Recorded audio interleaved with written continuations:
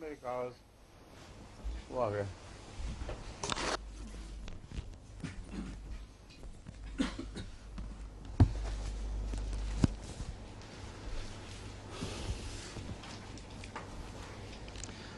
آج ہم نے 11ویں آیت سے شروع کرنا ہے. اس میں بھی نکال لیں. اعوذ باللہ من الشیطان الرجیم بسم اللہ الرحمن الرحیم. قالت رسلهم فی اللہ شک فاطر السماوات والارض يدعوكم ليغفر لكم من ذنوبكم ويؤخركم إلى أجل مسمى قالوا إن أنتم إلا بشر مثلنا تريدون أن تصدونا عما كان يعبد آباؤنا فأتونا بسلطان مبين. قالت لهم رسلهم إن نحن إلا بشر مثلكم ولكن الله يمن على من يشاء من عباده وما كان لنا أن نأتيكم بسلطان إلا بإذن الله وعلى الله فليتوكل المؤمنون. وما لنا ألا نتوكل على الله وقد هدانا سبلنا ولنصبرن على ما آذيتمونا وعلى الله فليتوكل المتوكلون. یہاں تک پہلے ہو چکی تھی تلاوت، اس کو پہلے ختم کر لیتے ہیں.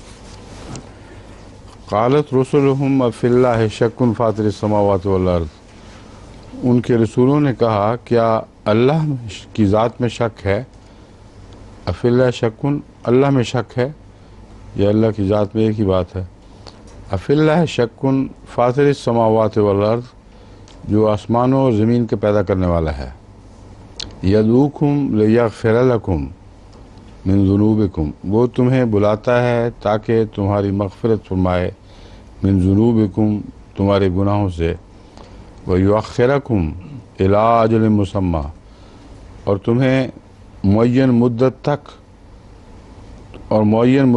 تمہاری مہلت بڑھا دے، یا معین مدت تک تمہیں مہلت عطا کرے. الا کا لفظ جو ہے الا اجل، یہ قرآن کریم میں بارہا استعمال ہوا ہے، اور الا کے جو معروف معنی ہیں ان میں تک کی بجائے طرف کے معنی کیے جاتے ہیں. تو عام طور پر اردو میں اس کی وجہ سے ایک الجھی ہوئی زبان پیدا ہو جاتی ہے. معین مدت کی طرف تمہاری مہلت بڑھا دے، حالانکہ الا کا صحیح لفظی ترجمہ ہی تک ہے. جب ہم تک کہتے ہیں اردو میں تو ایک طرف سے لے کر دوسری طرف تک اس میں سمت بھی شامل ہوتی ہے، آخری کنارہ بھی شامل ہوتا ہے، اس لیے اس کا ترجمہ تک ہی مناسب ہے. اس مدت تک تمہاری مہلت بڑھا دے، تمہیں موقع دے دے جو آخری مدت ہے، یہ مراد ہے. قالوا ان انتم الا بشر مثلنا، انہوں نے جواباً یہ کہا ان انتم الا بشر مثلنا، تم تو ہماری طرح ہی کہ ایک بشر ہو، تو ایک بشر کے سوا کچھ نہیں. ان انتم نہیں ہو تم الا بشر مثلنا، مگر ہماری طرح کے ایک بشر. تریدون ان تصدونا عما کان یعبد آباؤنا، تم یہ چاہتے ہو کہ ہمیں روک دو اس چیز سے جس کی ہمارے ماں باپ آبا و اجداد عبادت کیا کرتے تھے. ماں باپ نہیں، آبا و اجداد. فاتونا بسلطان مبین، بس ہمارے سامنے کوئی کھلا نشان لاؤ. سلطان کا ترجمہ دلیل بھی ہوتا ہے اور دلیل بھی کیا جاتا ہے، مگر یہاں سیاق و سباق کا تقاضا ہے کہ دلیل ترجمہ نہ کیا جائے، کیونکہ دلیل تو پہلے دی جا چکی تھی. فی اللہ شک فاطر السماوات والارض، اس سے بڑی دلیل اور کیا تھی؟ اسے توڑتے تو وہ کہتے کہ کوئی دلیل لاؤ. بس سلطان کا دوسرا معنی ایک غلبے والا نشان ہے، اور یہی مراد ہے. کیونکہ اگر دلیل ہوتی تو بعد میں یہ نہ کہا جاتا کہ ہم تو کوئی دلیل پیش نہیں کر سکتے جب تک اللہ تعالیٰ اجازت نہ دے۔ دلیلوں کی بحث ہو رہی ہے، دلیلیں پیش کی جا رہی ہیں، تو سلطان سے مراد ایک غلبے والا نشان جو ایسا ظاہر و باہر ہو کہ اس میں کوئی شک کی گنجائش باقی نہ رہے۔ فاتونہ بسلطان مبین، اس میں دلائل کی بحث نہ پڑے، ایسا نشان ظاہر ہو کہ خود بولے اور بالکل ظاہر و باہر ہو۔ اس کے جواب میں انہوں نے کہا قالت لہم رسلہم ان نحن الا بشر مثلکم، اگر دلیل ہوتی تو یہ کیوں کہتے ہم تو محض بشر ہیں؟ کیا بشر دلیلیں نہیں دیا کرتے؟ بشری تو ہیں جو دلیلیں دیتے ہیں۔ تو مراد وہ طاقتور نشان ہے جو انسان کے قبضے میں نہیں۔ قالت لہم رسلہم ان نحن الا بشر مثلکم، انہوں نے کہا ہم تو تم جیسے بشر کے سوا اور کچھ نہیں ہیں۔ ولیکن اللہ یمن علی من یشاء من عبادہ، مگر یہ اللہ کا کام ہے، وہ جس بندے پر اس اپنے بندوں میں سے جس پر چاہے احسان کا سلوک فرماتا ہے۔ وما کان لنا ان ناتیکم بسلطان الا باذن اللہ، ہمیں اس نے چن تو لیا ہے اپنی نمائندگی میں، مگر ما کان لنا ان ناتیکم، ہمارے اختیار میں نہیں ہے کہ ہم تمہارے پاس لائیں بسلطان، کوئی ایسا نشان جو غلبہ اپنے اندر رکھتا ہو جیسا کہ تم مطالبہ چاہتے ہو کر رہے ہو، الا باذن اللہ، مگر اسی صورت میں کہ اللہ کا اذن جاری ہو۔ وعلی اللہ فلیتوکل المؤمنون، اور اللہ ہی پر مومن توکل کرتے ہیں کہ وہ جب چاہے گا ایسا نشان ظاہر فرما دے گا۔ وما لنا الا نتوکل علی اللہ وقد ہدانا سبلنا، اور ہمیں کیا ہو گیا ہے، کیا ہو گیا اس مراد ہے کہ ہم سر پھرے تو نہیں، آخر کیا تکلیف ہے کہ ہم اللہ پر توکل نہ کریں؟ کیا وجہ ہے، کیا دلیل ہے؟ کوئی بھی ایسا یعنی کسی پہلو سے بھی دیکھا جائے تو اللہ پر توکل کے بغیر ہمارا کوئی چارہ ہی نہیں، یہ مراد ہے مالنا، ہمیں ہوا کیا ہے کہ ہم اللہ پر توکل نہ کریں۔ وقد ہدانا سبلنا، جبکہ وہ ہمیں ہمارے رستوں کی طرف ہدایت دے چکا ہے، پہلے ہی وہ ہمیں ہمارے رستوں کی طرف یعنی صحیح رستوں کی طرف ہدایت دے چکا ہے۔ وَلَنَصْبِرَنَّ عَلَىٰ مَا أَذَيْتُمُونَا، اور ہم ضرور صبر کریں گے اس پر جو تم ہمیں تکلیف پہنچاؤ گے۔ یہاں ہدانا سبلنا فرمایا ہے، صراط مستقیم نہیں فرمایا، یہ کیا وجہ ہے؟ ہدانا سبلنا میں روزمرہ کی ہدایات ہیں، ہر مشکل کے وقت خدا کی طرف سے ایک راستہ دکھانا اور اس راستے پر چلانا، یہ سبل کے معنوں میں داخل ہے۔ ورنہ صراط مستقیم تو ایک ہدایت کا سیدھا راستہ ہے جو دائمی ہے، جاری و ساری ہے، اس میں کوئی تبدیلی نہیں۔ لیکن سبل سے مراد مصیبت میں پھنسے ہوئے لوگوں کے لیے ایک نجات کی راہ نکالنا۔ تو اللہ تعالیٰ جو پہلے ہی ہمارے لیے ہر مشکل میں نجات کی راہیں نکالتا رہتا ہے، اس پر ہم کیوں توکل نہ کریں؟ وَلَنَصْبِرَنَّ عَلَىٰ مَا أَذَيْتُمُونَا، اور ہم ضرور صبر کریں گے اس پر جو تم ہمیں اذیت پہنچاتے ہو۔ وَعَلَى اللَّهِ فَلْيَتَوَكَّلِ الْمُتَوَكِّلُونَ، اور ہر توکل کرنے والے کو یہی چاہیے کہ اللہ ہی پر توکل کرے۔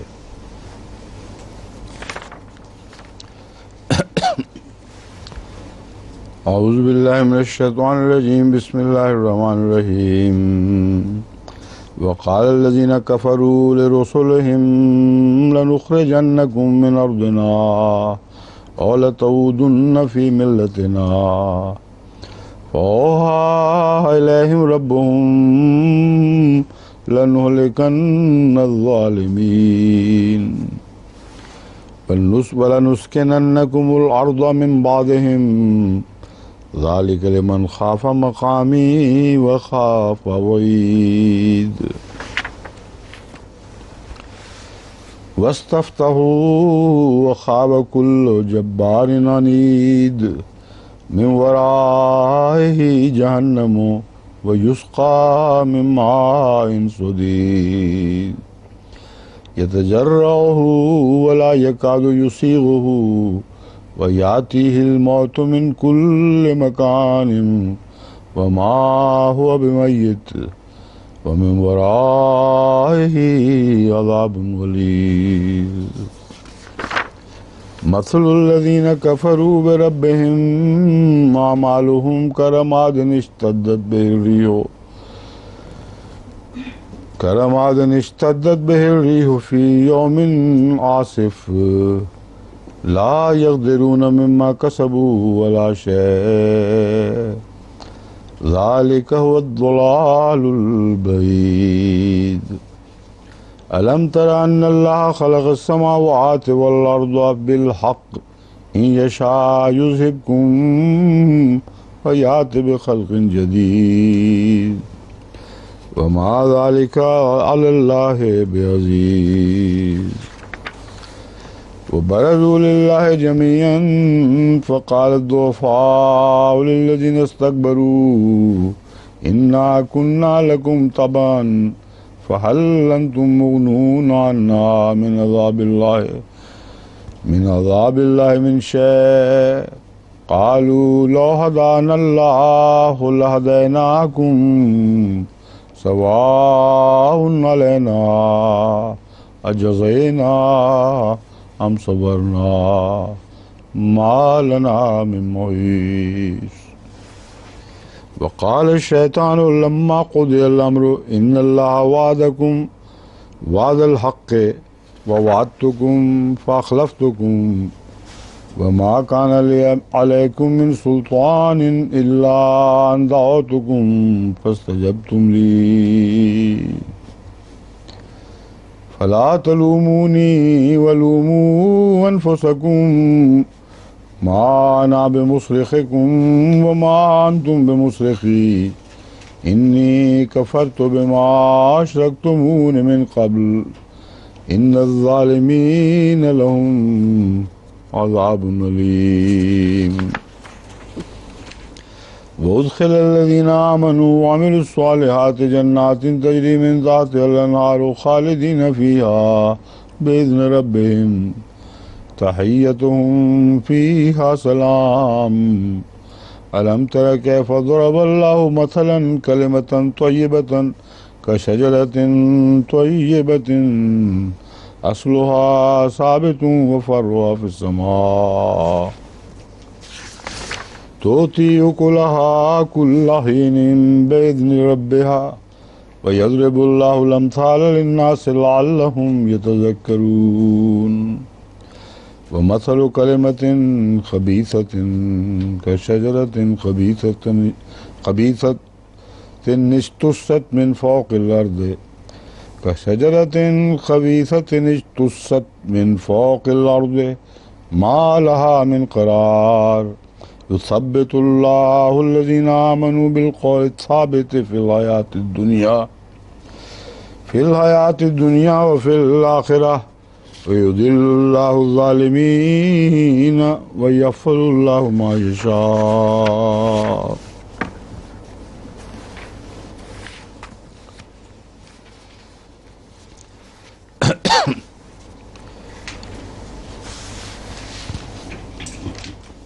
وقال الذين كفروا لرسلهم بس اور ان لوگوں نے جنہوں نے کفر اختیار کیا اپنے رسولوں سے کہا لَنُخْرِجَنَّكُم مِّنْ أَرْضِنَا ہم تمہیں ضرور اپنے وطن سے نکال دیں گے اور لَتَعُودُنَّ فِي مِلَّتِنَا یا پھر تم ہماری ملت میں ضرور لوٹ آؤ گے وَأَوْحَىٰ إِلَيْهِمْ رَبُّهُمْ لَنُهْلِكَنَّ الظَّالِمِينَ اور اللہ نے ان کے رب نے یعنی انبیاء کے رب نے ان پر وحی فرمائی کہ ہم ضرور ظالموں کو ہلاک کر دیں گے۔ اس سے پہلے جو ذکر گزرا ہے کہ ہم یقیناً ہر تکلیف پر صبر کریں گے. یہ کیسے نتیجہ اخذ کیا انبیاء نے کہ انہوں نے اب نہایت ہی ظالمانہ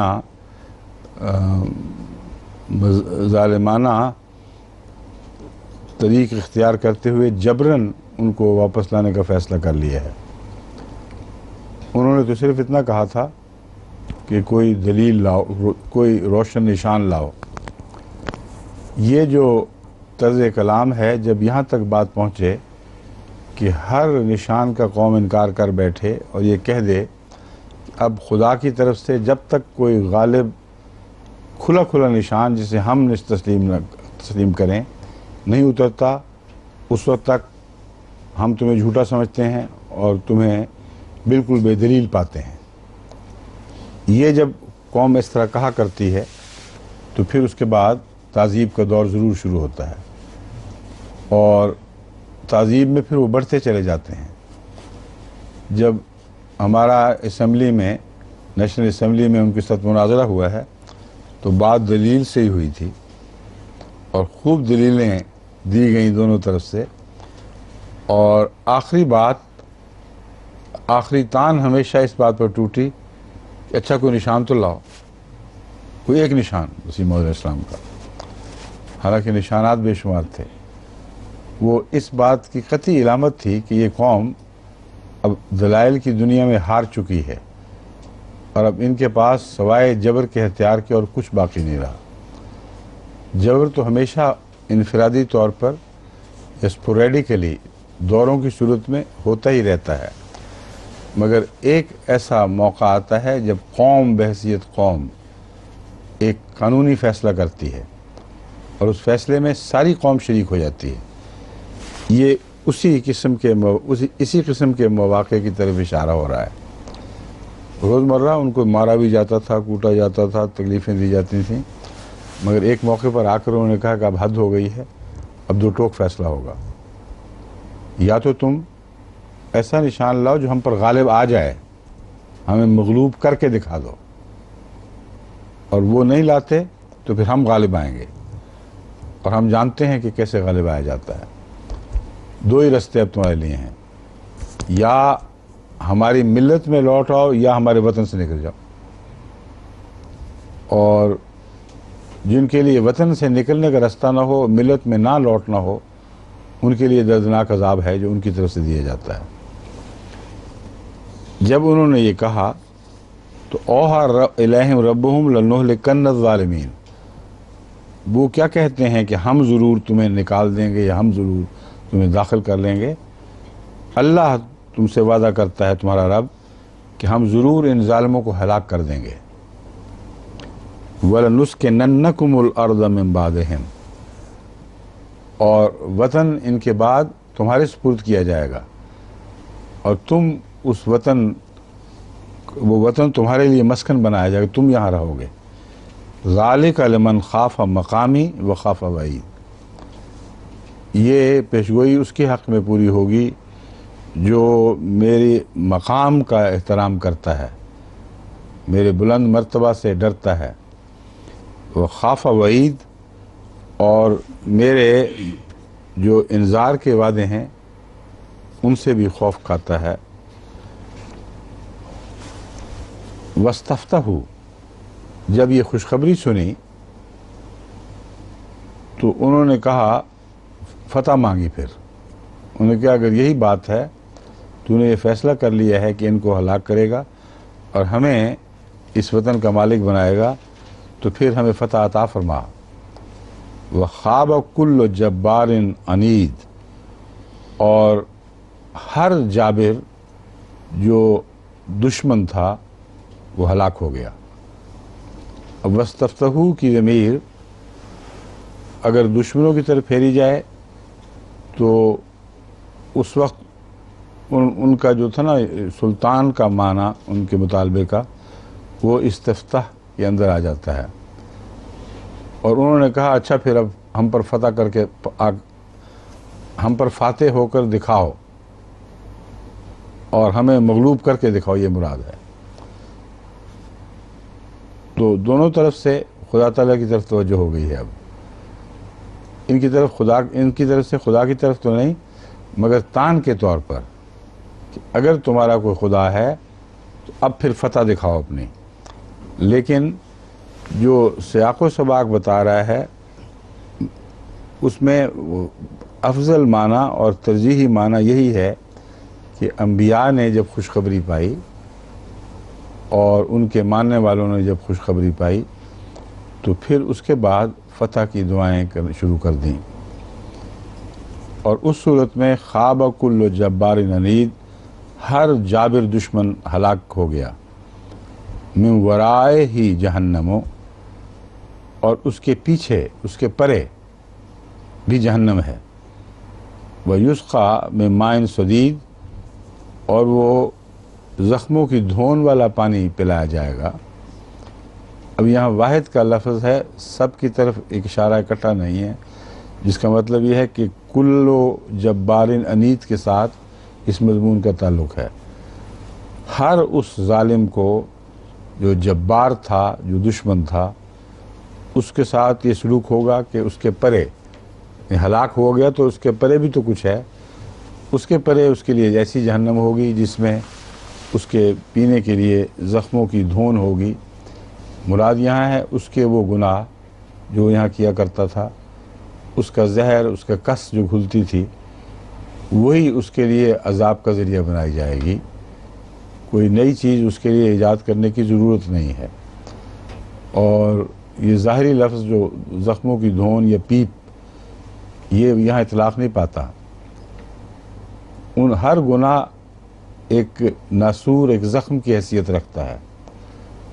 اس کا گندا مادہ جو خارج ہوتا ہے وہ جسم میں کس گھولتا ہے اور زہر پیدا کرتا ہے، جو پھر وہ دشمن اپنے مد مقابل پر بھی اگلتا ہے۔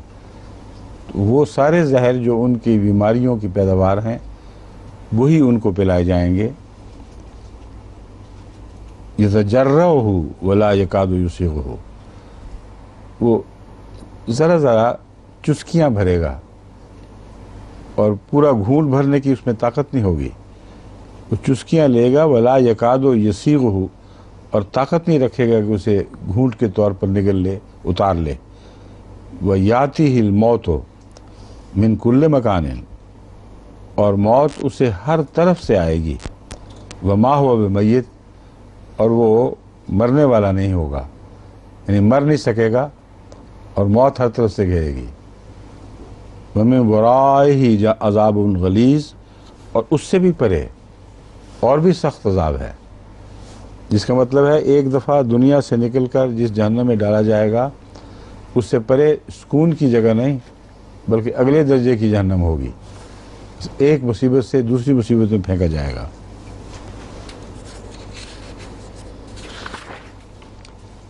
مثل الذین کفروا بربہم اعمالہم کرماد اشتدت بہ الریح فی یوم عاصف، وہ لوگ جنہوں نے کفر اختیار کیا یا انکار کر دیا، ان کی مثال اپنے رب کا، بربہم، اپنے رب کا کفر کیا، ان لوگوں کی مثال یا ان کے مثال ایسی ہے، اعمالہم، کہ ان کے اعمال ایک مٹھی، اس کی جو جلی ہوئی راکھ کی طرح ہیں۔ مثل الذین کفروا بربہم اعمالہم کرماد، یہاں اعمالہم کے ذریعے ایک نیا فقرہ شروع ہوا ہے۔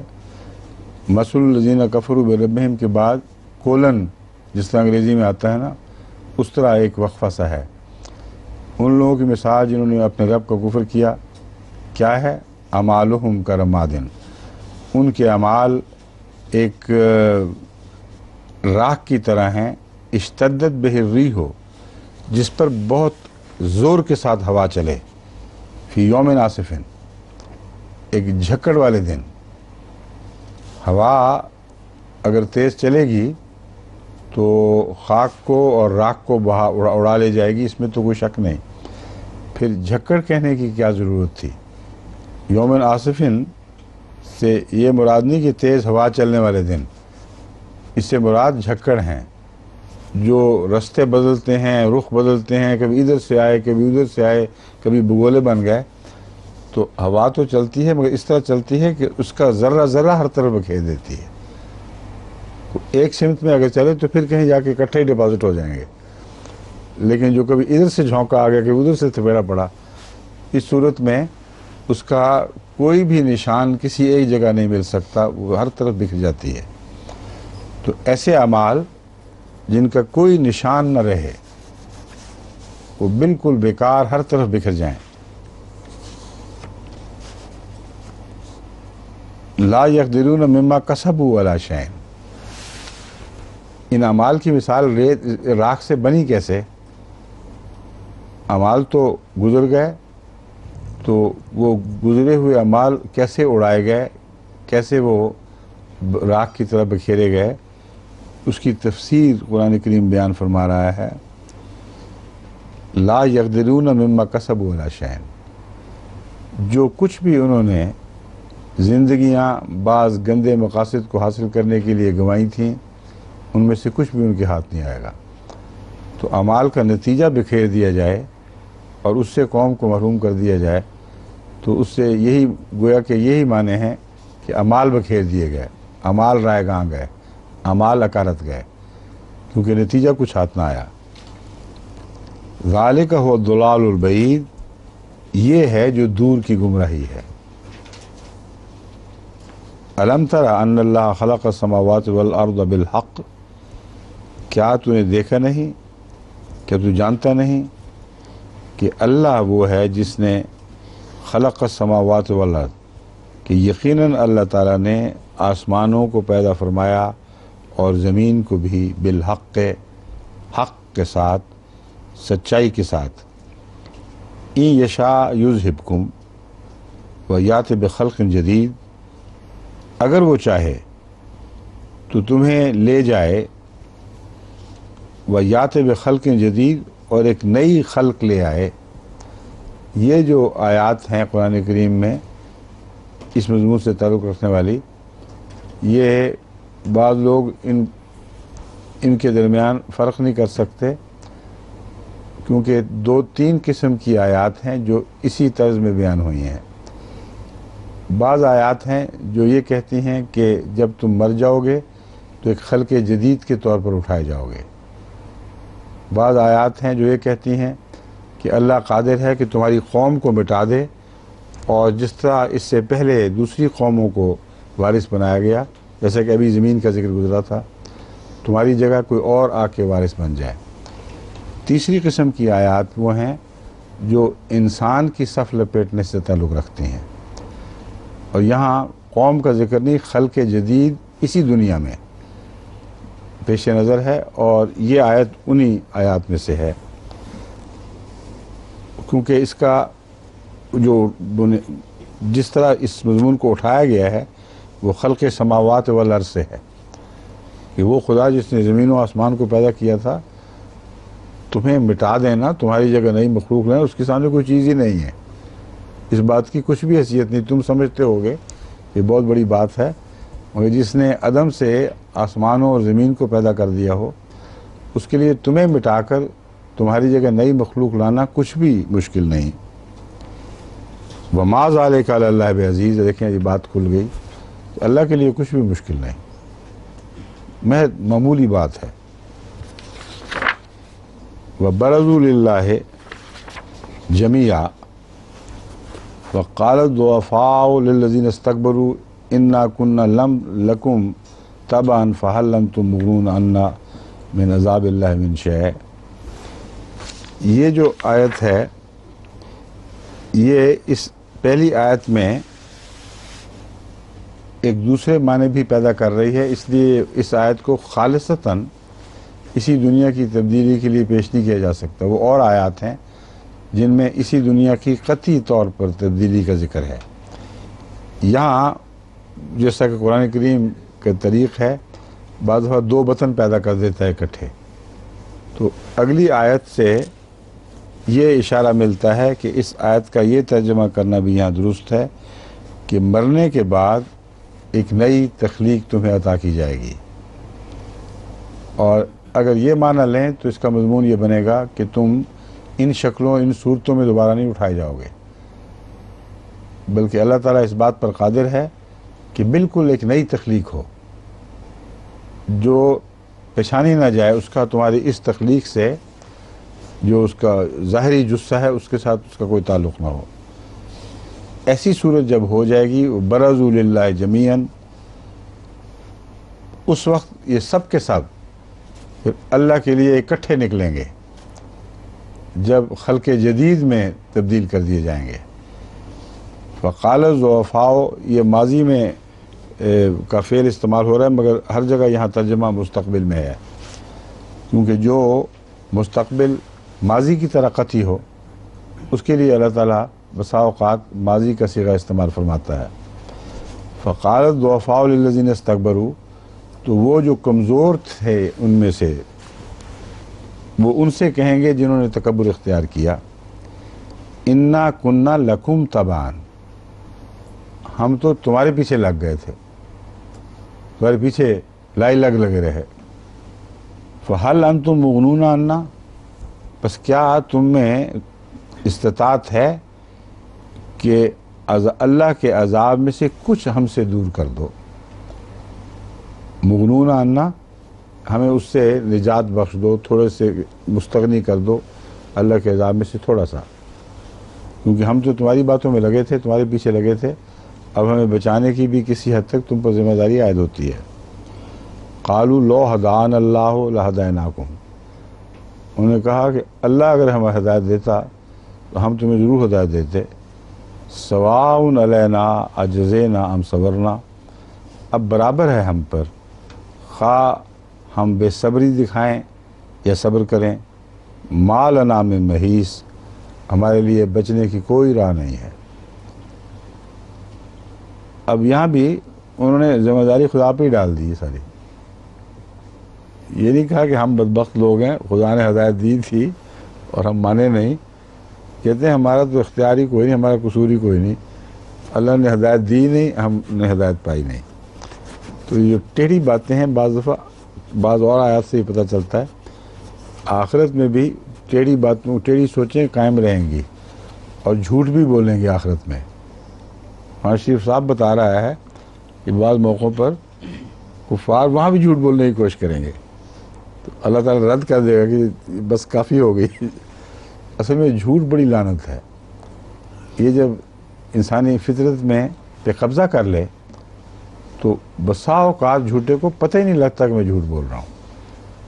وہ منظر جو قرآن کریم نے کھینچا ہے جھوٹ بولنے کا، وہاں اسے صاف نظر آ رہا ہے کہ ایسے بد کردار جھوٹے تھے کہ ساری عمر جھوٹ بولتے رہے، پتہ ہی نہیں چلا کہ ہم جھوٹ بول رہے ہیں، اور یہ بھی ان کی معصومیت ہے کہ اللہ کے سامنے عالم الغیب خدا کے سامنے کھڑے جھوٹ بول رہے ہیں۔ تو وہ وہاں بے حیائی سے بڑھ کر عادت مستمرہ کی طرف اشارہ ہے، جو عادتیں ایک دفعہ پڑ جائیں بعض دفعہ ان سے نجات ممکن نہیں ہوتی، اور انسان خود ان کا شعور نہیں رکھتا۔ وقال الشیطان لما، یہ تلاوت ہونی ہے اس کی؟ ہو چکی ہے، ہاں۔ وقال الشیطان لما قضی الامر ان اللہ وعدکم وعد الحق، اور شیطان جب فیصلہ ہو جائے گا، جب قضاء و قدر جاری ہو چکی ہوں گی، قضی الامر میں نے جب آخری فیصلے خدا کی طرف سے جاری ہو جائیں گے، اس وقت وہ یہ کہے گا ان اللہ وعدکم وعد الحق، خدا نے تم سے سچا وعدہ کیا تھا، ووعدتکم فاخلفتکم، میں نے تم سے وعدہ کیا اور جھوٹا وعدہ کیا، اس وعدے کو توڑ دیا۔ وما کان لی علیکم من سلطان، مجھے تو تم پر کوئی بھی سلطان نصیب نہیں تھی، الا ان دعوتکم فاستجبتم لی، سوائے اس کے کہ میں نے تمہیں بلایا اور تم نے لبیک کہہ دیا اور اسے جواب دیا۔ یہ اشارہ کر رہا، یہ آیت سلطان والی اس پہلی سلطان والی آیت کی طرف اشارہ کر رہی ہے کہ جب ہدایت کی بات تھی تو بڑی بڑی سلطانیں مانگتے تھے، اور شیطان کی بات تھی تو کوئی سلطان نہیں مانگی، وہاں بغیر دلیل کے اس کی بات مانی، بغیر نشان کے بات مانی۔ تو شیطان توجہ دلا رہا ہے کہ میں کون سی سلطان لایا تھا، تم بغیر سلطان کے مطالبے کے جدھر میں نے بلایا چپ کر کے اس طرف لگے چلے آئے، اس لیے قصور تمہارا ہے کہ تم نے میرے جیسے لعنتی شخص کی پیروی کی۔ فلا تلومونی ولوموا انفسکم، بات کھلی کھلی ہے، تم پر سب روشن تھی یہ بات کہ بے دلیل باتیں کر رہے ہو، بے وجہ غلط دعوتوں کو قبول کر رہے ہو۔ فلا تلومونی، اب مجھ پر ملامت نہ کرو یا مجھے ملامت نہ کرو، لوموا انفسکم، تم خود اپنے آپ کو ملامت کرو۔ ما انا بمصرخکم وما انتم بمصرخی، میں مدد کے لیے تمہیں پکارنے والا نہیں ہوں، تم بھی مدد کے لیے مجھے نہ پکارو، مجھے پکارنے والوں میں سے نہ بنو۔ یعنی میں جانتا ہوں کہ تمہارے پاس کچھ بھی نہیں مجھے بچانے کے لیے، تم بھی جان لو کہ میرے پاس تمہیں بچانے کے لیے کچھ بھی نہیں۔ انی کفرت بما اشرکتمون من قبل، اور آخر میں جا کے اس کا بھی انکار کر دے گا، کہتا ہے میں اب تمہارا کفر کر رہا ہوں، تم جو مجھے شریک بنائے رکھتے تھے خدا کے سوا، میں اس کا سب کا انکار کرتا ہوں، میرا اس میں کوئی دخل نہیں، اور ہرگز میری وجہ سے تم نے مجھے شریک نہیں بنایا، تم ہو ہی گندے لوگ، اور میں بری ذمہ ہوں آج تمہاری شرک سے۔ کفرت بما اشرکتمون من قبل، لو یہ بات اور بھی بڑھ گئی کہ میں تو پہلے ہی تمہارے شرک سے بیزار بیٹھا ہوں اور میں انکار کر رہا ہوں، مجھے تمہارے شرک کی کوئی ضرورت نہیں تھی۔ ان الظالمین لہم عذاب علیم، یقیناً ظالم لوگ وہ ہیں جن کے لیے دردناک عذاب مقدر ہے۔ وَأُدْخِلَ الَّذِينَ آمَنُوا وَعَمِلُوا الصَّالِحَاتِ جَنَّاتٍ تَجْرِی مِن تَحْتِھا الْأَنْہَارُ، اور داخل کیے گئے وہ لوگ جو ایمان لائے، وَعَمِلُوا الصَّالِحَاتِ اور نیک اعمال بجا لائے، جنات تجری من تحت الانہار، ایسی جنتوں میں جن کے دامن میں نہریں بہتی تھیں یا بہتی ہوں گی۔ اگر ماضی کا وجہ یہاں جیسا کہ مستقبل میں ہونا چاہیے، پیچھے سارا مضمون مستقبل کا ہے، تو مستقبل میں یوں کریں گے اور داخل کیے جائیں گے وہ لوگ جو ایمان لائے۔ مگر اردو میں بھی بسا اوقات اگر ماضی کا ترجمہ کیا جائے تو مراد مستقبل ہوتی ہے۔ اب جب میں نے کہا تھا تو کوئی اجنبی بات معلوم نہیں ہوئی، وہ داخل کیے گئے، مراد یہ ہے یہ سب کچھ ہو چکے گا، تو پھر آخر ایک وقت آئے گا کہ وہ داخل کیے جائیں گے۔ مگر زور پیدا کرنے کے لیے اگر یہ کہا جائے کہ وہ داخل کیے گئے جو ایمان لائے ایسی جنتوں میں جن کے دامن میں نہریں بہتی تھیں، تو مضمون ہرگز غلط نہیں ہوتا، مگر چونکہ مستقبل میں ترجمہ ہو رہا ہے اس لیے اگر مستقبل میں بھی کر دیا جائے تو کوئی مذائقہ نہیں۔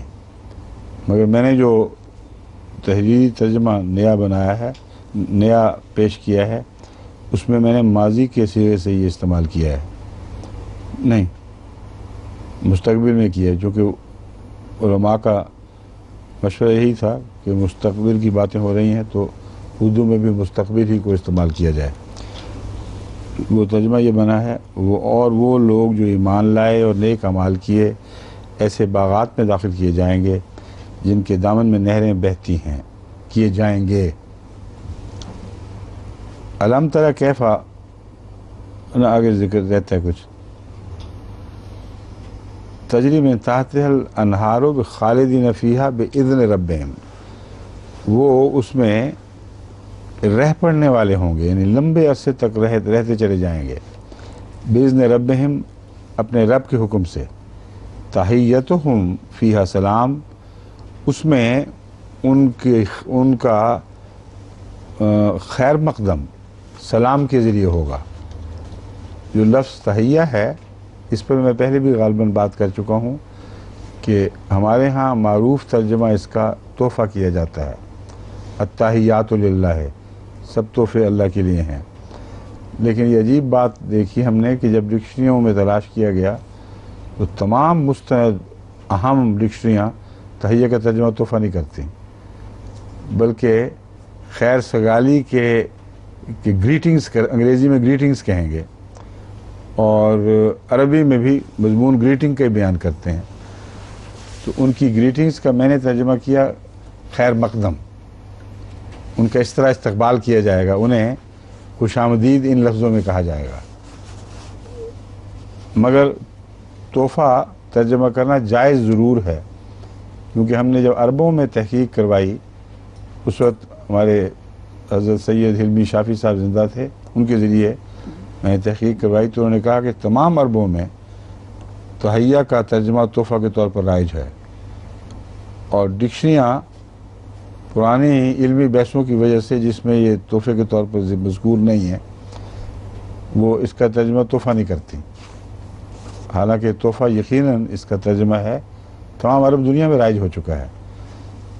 तो तोहफ़ा कह दें, तहियतुहुम, या जैसा कि मौका है क्यों ना खैर मकदम इस्तेमाल किया जाए। जब दाखिल होते हैं तो खैर मकदम किया जाता है, तो उनको सलाम के साथ खैर मकदम, उनका सलाम के साथ खैर मकदम किया जाएगा। अलम तरा कैफ़ ज़रबल्लाहु मसलन कलिमतन तय्यबतन का शजरतिन तय्यबतिन। अलम तरा, क्या तू देखता नहीं कि खुदा कैसी शानदार मिसालें बयान फरमाता है। कैफ़ ज़रबल्लाहु मसलन, कैफ़ा में उसकी मज़मून की शान की तरफ भी इशारा होता है, सिर्फ पूछने के लिए लफ्ज़ नहीं है बल्कि दाद के माने भी हैं कि सुभान अल्लाह कैसी उम्दा मिसाल बयान फरमाता है। कलिमतन तय्यबतन का शजरतिन तय्यबतिन, वो क्या मिसाल है, ऐसा पाक कलाम या जो कलाम पाकीज़ा हो, कलिमतन तय्यबतन, पाकीज़ा कलाम का शजरतिन तय्यबतिन, एक पाकीज़ा दरख्त की तरह होता है। असलुहा साबितुन, जिसकी जड़ ज़मीन में मजबूती से पैवस्ता होती है। व फ़रुहा फ़िस्समा, और उसका तना आसमान से बातें करता है। फ़रहो मैंने शाख, मुराद ये है जो उससे उग के निकलता है, यहाँ तो तने के मानों में ही है फ़रा, ज़मीन जड़ और उसकी फ़रा। तो वो जो बाहर की तरफ निकला हुआ उसका बदन है जिसको हम तना कहते हैं, वो आसमान से बातें करता है। तोती उकुलहा कुल्लहीन, वो अपना फल देता है हर मौसम में, हर हाल में, बिज़्न रब्बिहा, अपने रब के हुक्म से। व यज़रिबुल्लाहुल अम्साला लिन्नास लअल्लहुम यतज़क्करून, और अल्लाह ताला अपने बंदों के लिए मिसालें बयान फरमाता है ताकि वो नसीहत पकड़ें। ये मोमिन व्यवस्था तो ज़मीनी में होता है, सब कुछ ज़मीन से रिज़्क़ हासिल करता है, लेकिन उसकी शाखें आसमान से बातें करती हैं। मुराद ये है कि उसका रूहानी रिज़्क़ आसमान ही से मिलता है। और अगर आप ऐसे दरख्तों का हाल मालूम करें जिनकी जड़ें मादी तौर पर, जो दरख्त हैं जिनकी जड़ें गहरी ज़मीन में व्यवस्था होती हैं, उनका भी यही हाल होता है। जितनी जड़ें गहरी होंगी उतना दरख्त बुलंद होगा, और जितना बुलंद होगा ऊपर की फ़िज़ा से उसको पाकीज़ा रिज़्क़ मिलता है, और रोशनी से रिज़्क़ लेते हैं और फ़िज़ा से रिज़्क़ लेते हैं। तो बज़ाहिर देखने में जड़ें ही दरख्त को पाल रही हैं, मगर अमर वाक़या यह है कि बुलंद फ़िज़ा में जो वाज़े सूरज की रोशनी है खुली और पाकीज़ा फ़िज़ा, रिज़्क़ की बिना उस पर है। मगर अगर उखड़ जाए ज़मीन से तो वो रिज़्क़ भी नसीब नहीं हो सकता। उखड़ा हुआ जो दरख्त है वो ज़मीन पे गिर जाएगा और वैसे भी पानी नहीं ले सकेगा। तो पानी भी तो आसमान से आता है, मगर पहले ज़मीन में दाखिल होता है, ज़मीन से उसके अंदर सफ़र शुरू करता है दोबारा, और फिर उसे खींच कर ऊँचा ले जाता है। ग़िज़ा उसकी बहरहाल रोशनी से बनती है। ایک ذرہ بھی اس کی غذا کا روشنی کے بغیر نہیں بن سکتا. روشنی نہ ہو تو یہ سب پودے مر جائیں گے.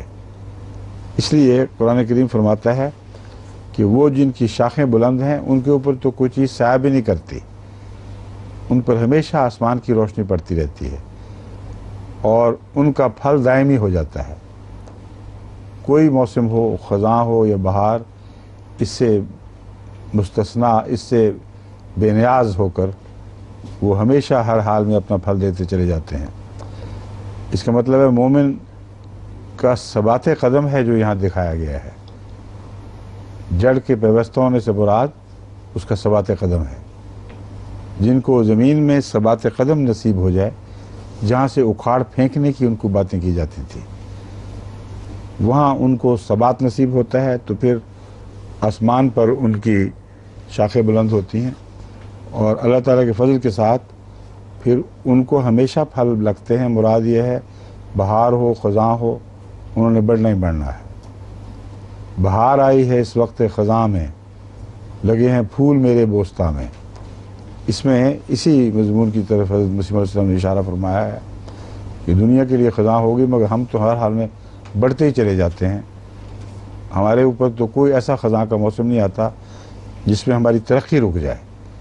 تو یہ ایک بہت بڑا نشان ہے، اور یہ وہ نشان ہے جو دراصل اس مطالبے کی طرف ذہن کو پھیر دیتا ہے کہ کوئی وہ سلطان لا کے دکھاؤ.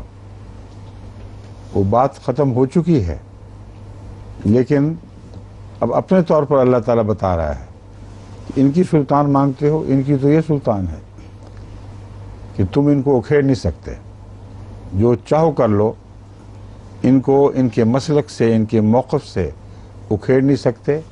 ان کی جڑیں پیوستہ ہوتی ہیں اور تمہارے اندر، تمہارے سامنے ہیں. تم اکھیڑ سکتے ہو بظاہر، کیونکہ تمہاری دسترس میں ہیں، لیکن کچھ نہیں کر سکتے. اور ان کی شاخیں بلند ہوتی ہوتی آسمان تک پہنچتی ہیں. آسمان سے ان کو الہام، کشوف، رویا اور مبشرات عطا ہوتی رہتی ہیں اور ہر حال میں ہوتے ہیں. علاوہ ازیں آسمان سے ان کو مدد ملتی ہے اور یہ نشو و نما دکھاتے چلے جاتے ہیں، بڑھتے چلے جاتے ہیں. تم ان کو روک نہیں سکتے. اب یہ جو سلطان ہے، یہ اللہ تعالیٰ نے جماعت احمدیہ کو اس شان کے ساتھ عطا کی ہے کہ بالکل دشمن بے بس ہو بیٹھا ہے، بے اختیار ہے، منہ سے جھاگے نکالتے ہیں، وہ کچھ نہیں کر سکتے. دو ہاتھوں سے چھاتیاں پیٹتے ہیں کہ کسی طرح روکو ان کو. آوازیں دے رہے ہیں کہ حکومت روکے ان کو، فلاں روکے، سعودی عرب روکے، اور کچھ نہیں تو برٹش گورنمنٹ روکے ان کو. یہ وہاں بیٹھے کیا کر رہے ہیں؟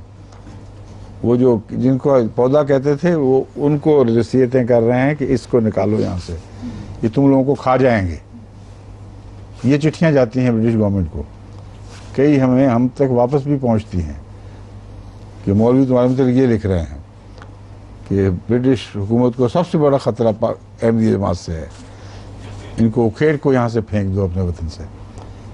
لیکن نہ وہاں سے اکھیڑ سکتے ہیں، نہ یہاں سے اکھیڑ سکیں گے. ان کو اختیاری کوئی نہیں. اور اس پودے نے تو ہر موسم میں، ہر حال میں پھل لانا ہی لانا ہے. تو اس سے بڑا غلبے کا نشان اور کیا ہو سکتا ہے؟ اس کو سلطان کہتے ہیں.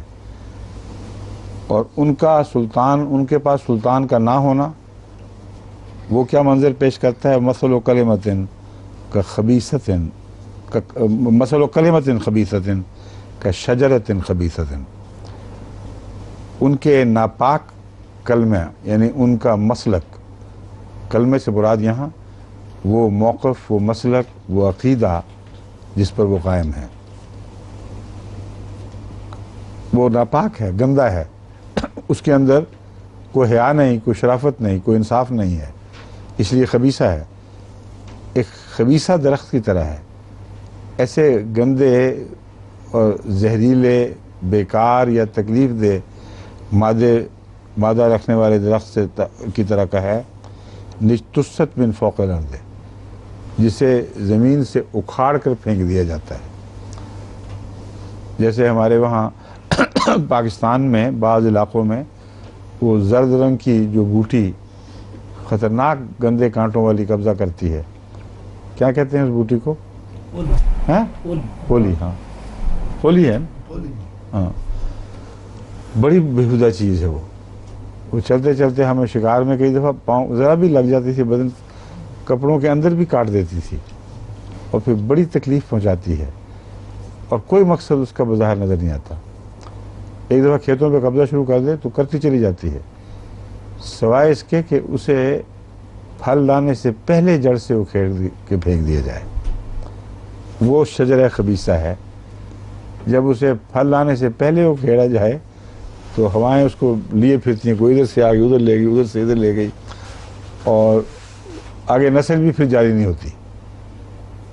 تو یہ کلمہ خبیثہ کی مثال ایسے پودے کی طرح ہے جسے پھل لانے سے پہلے اکھیڑ دیا جاتا ہے اور پھر اس کا کچھ بھی نہیں رہتا. پہلے چونکہ دائمی پھل کا مضمون ہے، اس لیے پھل لانے سے پہلے کا مضمون میں اس میں شامل سمجھتا ہوں.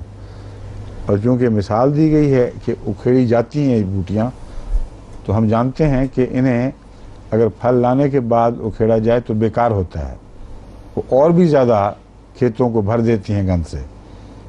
اس لیے لازم ہے کہ پھول پھل میں تبدیل نہ ہوئے ہوں تو ان کو اکھیڑ دیا جائے. یہاں بھی یہ پارکوں کے محافظ جو ہیں یہی کرتے ہیں. بعض خطرناک قسم کے گھاس بوٹیاں وغیرہ جب اگتے ہیں تو ان کو اب پیشتر اس کی وہ پھل لائیں، جب ان کی جسمانی نشو و نما پوری ہو چکی ہوتی ہے ان کو اکھیڑ کے پھینک دیتے ہیں، پھر وہاں کچھ نہیں اگتا. تو یہ ان کی مثال ہے. ان کی بیخ کریں اس طرح ہوگی، اس طرح کی جاتی ہے کہ اللہ تعالیٰ ان کو بے پھل بے ثمر اس دنیا میں نامراد کر کے دکھا دیتا ہے، اور ان کا کوئی موقف ہی نہیں کہیں ایک جگہ ٹکے رہیں. ایک جگہ سے مار پڑتی ہے، دلیل میں ہار جاتے ہیں تو دوسری طرف جا نکلتے ہیں. یعنی مومنوں کے دلائل کے تھپیڑے یا ان کی سلطان کے تھپیڑے انہیں کبھی اس طرف دھکیل دیتے ہیں کبھی ادھر دھکیل دیتے ہیں، مگر بیکار اور بے اختیار. یثبت اللہ الذین آمنوا بالقول الثابت فی الحیات الدنیا. وہ درخت کی جڑوں کا میں نے ذکر کیا تھا کہ ان کا عقیدہ مضبوط ہوتا ہے. ان کو عقیدے میں ثبات قدم نصیب ہوتا ہے. یہی بات قرآن کریم فرما رہا ہے، یثبت اللہ الذین آمنوا، وہ لوگ جو ایمان لاتے ہیں یا ایمان لائے، بالقول ثابت ہے، اللہ ان کو ثبات قدم بخشتا ہے ایک مضبوط ایمان کے ذریعے، ایک ایسے موقف کے ذریعے جس کے قدم مضبوطی سے جمع ہوتے ہیں، جس کو تبدیل نہیں کیا جا سکتا. تو قول سے مراد اگر خدا کا قول لیا جائے تو الہی فرمان کے ذریعے، اور اگر وہی کلمتاً کے معنوں میں قول کو لیا جائے تو مراد ہے کہ ان کا موقف، ان کا عقیدہ، ان کا ایمان ایسا مضبوط ہوتا ہے کہ وہ اس کو اکھیڑا جا ہی نہیں سکتا. فی الحیات دنیا و فی الآخرہ، صرف اس دنیا میں مضبوط نہیں ہوتا بلکہ آخرت کے اعتبار سے بھی وہ مضبوط رہتا ہے. یعنی پھل 2 دفعہ دیتا ہے، اس دنیا میں تو دے گا ہی، اس کے بعد بھی وہ پھل اسی طرح دے گا. تو وہ لوگ جن کے ورا جہنم تھی، ان کے مقابل پر ان لوگوں کے ورا یہ نقشہ کھینچا گیا ہے کہ جیسا کہ دنیا میں وہ خدا تعالیٰ کی طرف سے آسمانی پھل پایا کرتے تھے، اسی طرح مرنے کے بعد بھی ان کو اسی طرح آسمانی پھل عطا کیے جائیں گے.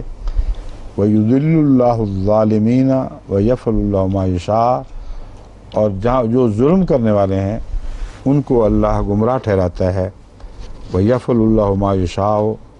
اور جو کچھ بھی اللہ چاہتا ہے ویسا ہی کرتا ہے. اچھا بھی ہے، چند آیتوں کا مضمون باقی ہے، تلاوت نہیں ہونی ہے نا یہاں سے.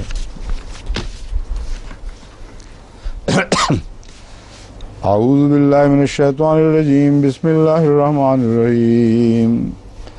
الم تر الی الذین بدلوا نعمت اللہ کفرا واحلوا قومهم دار البوار.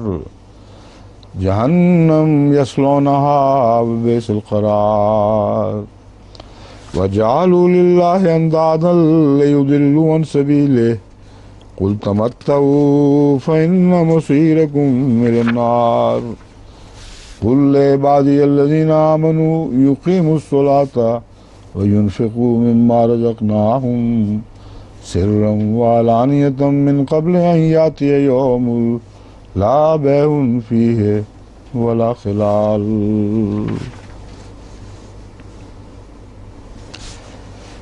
کیا تو نے ایسے لوگ نہیں دیکھے بدلوا نعمت اللہ ہے کہ جنہوں نے اللہ کی نعمت کو تبدیل کر دیا کفر میں یا ناشکری کے ساتھ. کفرن اگر حال لیا جائے تو ناشکری کرتے ہوئے، اور اگر مفعول بہی ہو تو نعمت کو کفر میں بدل دیا. وَأَحَلُّوا قَوْمَهُمْ دَارَ الْبَوَارِ، اور اپنی قوم کو ہلاکت کے گڑھے میں اتار دیا. دار گھر کا معنی وہی ہیں، اور البوار کہتے ہیں ہلاکت. تو ہلاکت کے گھر میں اتارا نہیں جاتا، اردو میں اس کا ترجمہ ہلاکت کے گڑھے میں اتار دیا عین موضوع اور مناسب ہے. یہاں یہ یاد رکھنے کی بات ہے کہ اس سے پہلے جن لوگوں کا ذکر کیا ہے ان کے ثبات قدم کی بات ہوئی ہے. فرمایا ہے مرتے دم تک ان کو ثبات نصیب ہوتا ہے، مرنے کے بعد بھی وہ اس پر قائم رہتے ہیں، اس لیے ان کے بگڑنے کا سوال ہی نہیں پیدا ہوتا. تو اب جن کا ذکر ہو رہا ہے وہ اگلی نسلیں ہیں.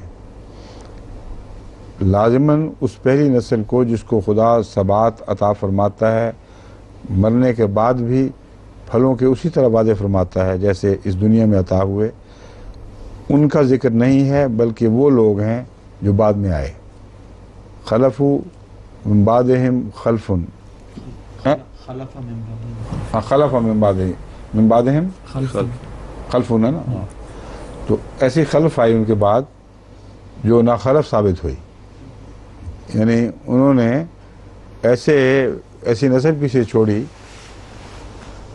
یا ایسی نسل ان کی وارث بنی بعد میں آنے والی، جنہوں نے ان کی پاک عادتوں اور اچھی مثالوں کو پھر قائم نہیں رکھا، انہیں تبدیل کر دیے. وہی مضمون ہے کہ وہ لوگ تو نے نہیں دیکھے جنہوں نے اللہ کی نعمت ایک دفعہ پائی تھی، یعنی ان کے آباء و اجداد نے، اور یہ ناشکرے ثابت ہوئے،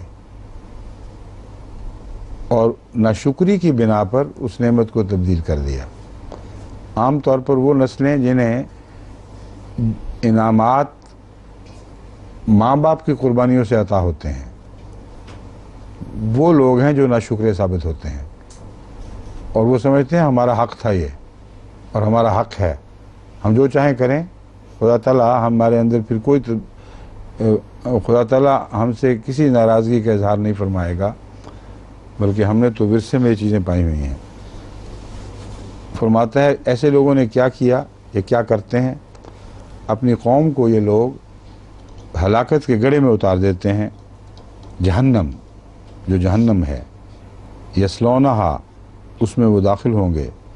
وہ بئس القرار، اور کیا ہی بری ٹھہرنے کی جگہ ہے. اور انہوں نے خدا کے شریک بنا لیے، لیضلوا عن سبیلہ، تاکہ اس کے رستے سے وہ گمراہ کریں. قل تمتعوا فإن مصیرکم إلی النار، تو کہہ دے کہ چند دن کے مزے لوٹ لو، تمتعوا عارضی زندگی کے مزے چند دن لوٹ لو. فإن مصیرکم إلی النار، تمہارا انجام کار جہنم میں تمہارا پہنچنا ہے. مسیر جہاں چل کر انسان جائے، جہاں جا کر ٹھہر جائے، تو تمہارا آخری ٹھکانہ جہنم ہی ہے.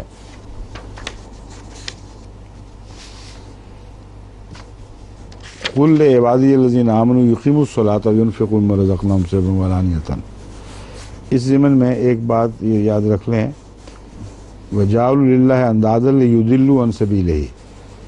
یہ جو خدا کے شریک ٹھہرانے کا مضمون ہے، اس کا ناشکری سے تعلق ہے.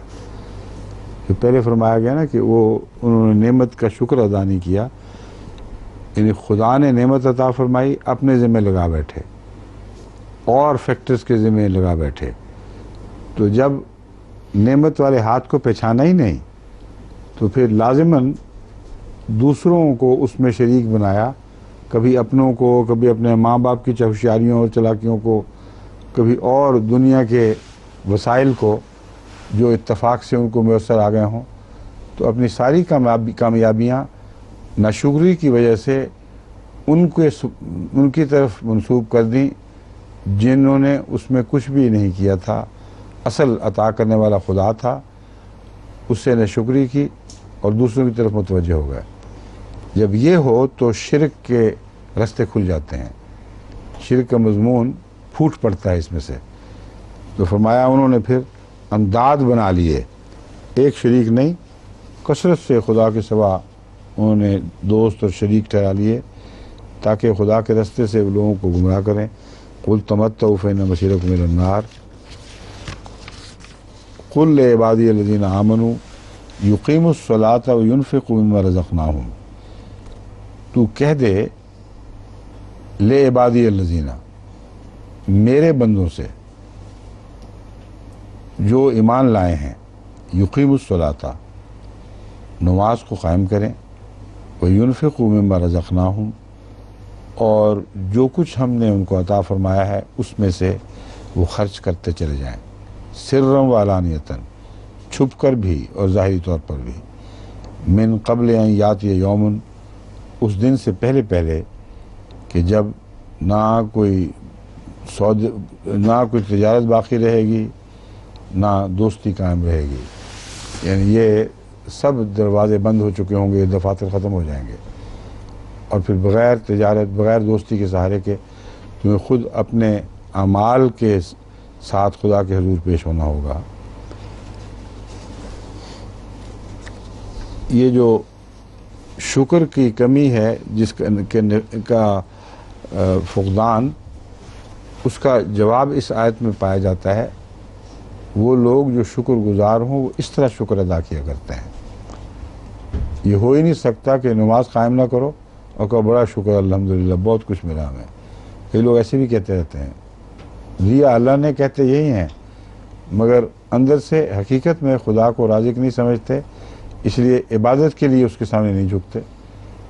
حالانکہ جس کا حقیقی شکر ہو اس کے لیے انسان ضرور کچھ کرنا چاہتا ہے، کر سکے یا نہ سکے ایک تمنا پیدا ہو جاتی ہے.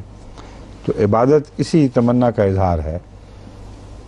تو فرمایا کہ تم اگر شکر گزار بندے بننا چاہتے ہو تو عبادت کرو، اور جو خدا نے تمہیں دیا ہے تم اس کی رضا کی خاطر دوسروں پر خرچ کرو یا اس کے دین کے رستوں پر خرچ کرو. چھپ کر بھی کرو، علانیہ طور بھی کرو، تاکہ تمہاری راتیں بھی شکر سے بھر جائیں، تمہارے دن بھی شکر سے بھر جائیں.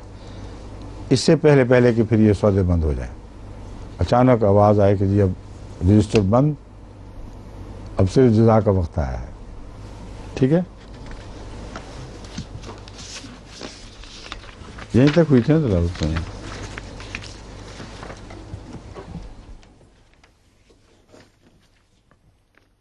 اگلے ہفتے انشاءاللہ.